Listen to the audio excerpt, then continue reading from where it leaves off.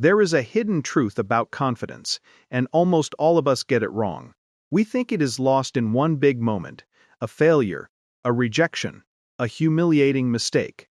But that is rarely how it actually happens. Confidence does not usually collapse. It leaks, slowly, quietly, through habits so small and so socially acceptable that we never think to question them. And the strange part is, the people losing the most confidence are often the ones who look the most put together on the outside. Out of habit, we label these behaviors as harmless, just being polite, just being humble, just being careful. But underneath, they are doing something else entirely. They are teaching your own mind, one small repetition at a time, that you cannot be trusted. If you have ever wondered why you do not feel as sure of yourself as you seem to others, or if you love someone who shrinks in ways that do not match how capable they actually are, this one's for you. We are going to walk through 7 of these habits, what they look like, what is actually happening underneath them, and one small shift for each one. Habit 1. Comparing yourself constantly. It looks like scrolling and feeling smaller, checking where everyone else is, in their career, their body, their relationship, and quietly measuring the distance between them and you. It looks like innocent curiosity. It is not. It is not curiosity. It is a nervous system trying to rank your safety in the group by scanning everyone around you, a survival instinct built for small tribes, now running on an infinite feed. Psychologists call this social comparison theory. We form our sense of self partly by measuring against others, and in an age of curated highlight reels, that measurement is almost always rigged against you. Every comparison is a vote against your own standing, cast using someone else's edited footage. The shift.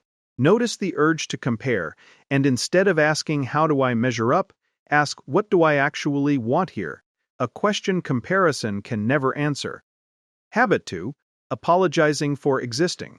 It looks like sorry before a question, sorry for taking up space, sorry for a feeling that has not even finished forming. It looks like humility. It is not humility. It is a safety behavior, a small, automatic bid to make yourself less noticeable before anyone else decides you are a problem. Each unnecessary apology quietly tells your brain, again, that your presence needs defending. Over time, the mind stops asking, did I do something wrong, and starts assuming it, by default. The shift.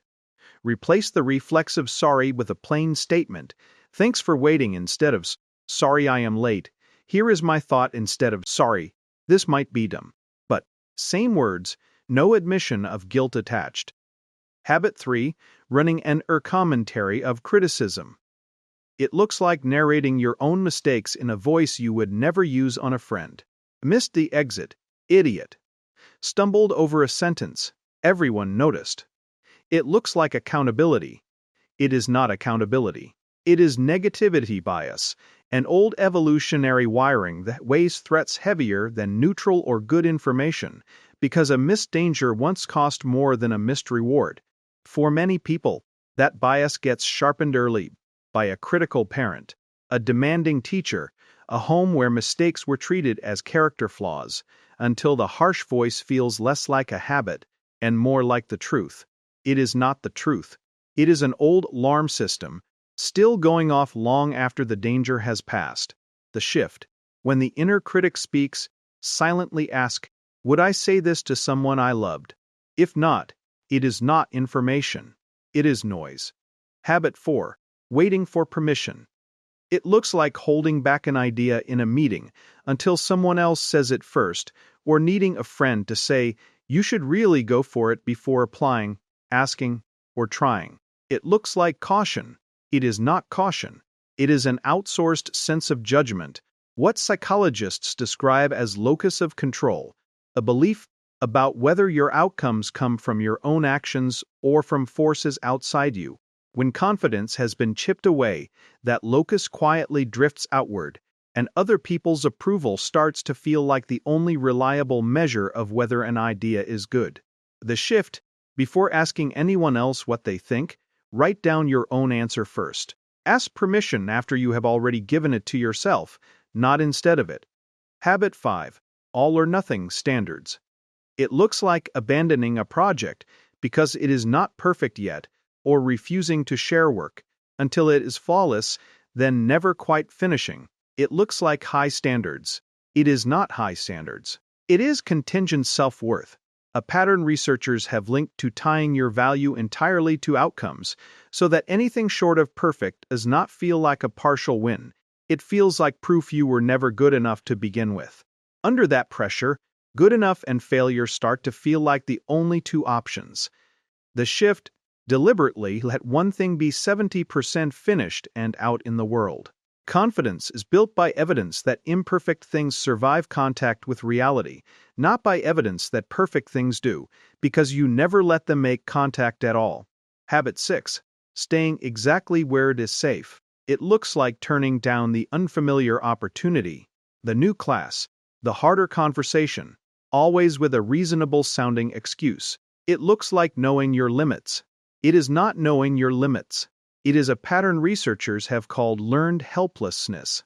After enough moments where effort did not seem to change the outcome, the mind starts predicting failure so reliably that it stops attempting things at all, even when the odds have quietly changed. Avoidance feels like protection in the moment, but every avoided challenge is also an unlived proof that you could have handled it. The shift. Pick one small, low-stakes risk a week, not to conquer it, just to collect the data that you survived it. Habit 7. Deflecting every compliment. It looks like waving off praise. Oh, it was nothing. Anyone could have done that. The moment it arrives. It looks like modesty. It is not modesty. It is self-verification, a well-documented tendency to reject information that does not match your existing self-image, even when that information is good.